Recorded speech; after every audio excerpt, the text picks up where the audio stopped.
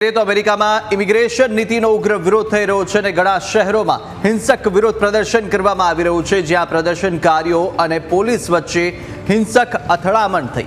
Loss એન્જલસના downtown ત્યાં આગળ ઉગ્ર વિરોધ કરવામાં આવ્યો અને પ્રદર્શનકારીઓએ અનેક કારમાં આગ ચાંપી છે.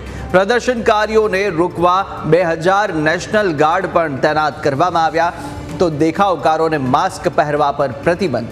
જ્યાં પ્રદર્શનકારીઓને રાષ્ટ્રપતિ ટ્રમ્પે કડક શબ્દોમાં ચેતવણી આપી છે. ઇમિગ્રેશન વિભાગ દેખાવકારને કચડી નાખશે તેવું ટ્રમ્પે જણાવ્યું છે.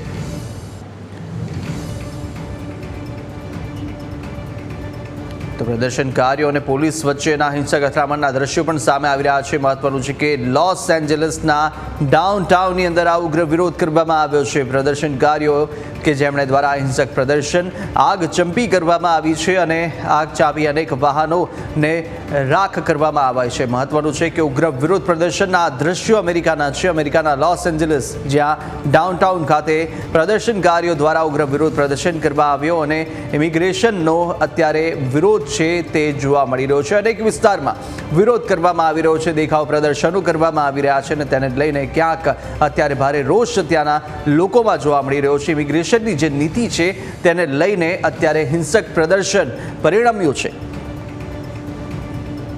તો બવાલ કેમ થઈ રહી છે તે પણ આપણે જાણીએ. જ્યાં ફેડરલ ઇમિગ્રેશન અધિકારીઓ 44 લોકોની ધરપકડ કરી હતી અને ધરપકડનો વિરોધ કરવા લોકો રસ્તા પર ઉતર્યા હતા.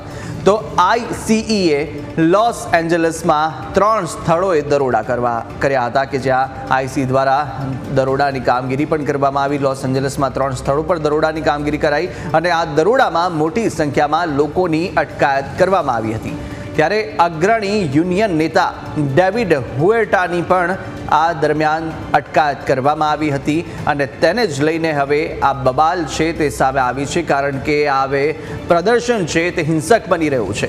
અને આપ જોઈ શકો છો આ દ્રશ્યોમાં જે રીતે આ હિંસક પ્રદર્શન અત્યારે લોસ એન્જલસના ડાઉનટાઉનમાં થઈ રહ્યું છે અને પ્રદર્શનકારીઓને માસ્ક પહેરવા પર પણ પ્રતિબંધ ફરમાવી દેવામાં આવ્યો છે. કોઈ પણ પ્રદર્શનકારી ચહેરા પર માસ્ક નહીં પહેરે તેવી પણ સૂચના આપવામાં આવી છે. પરંતુ લોકો છે અત્યારે મોટી સંખ્યામાં ત્યાં હિંસા કરી રહ્યા છે અને તેનું કારણ કે જ્યાંની ઇમિગ્રેશન નીતિ છે તેનો વિરોધ છે.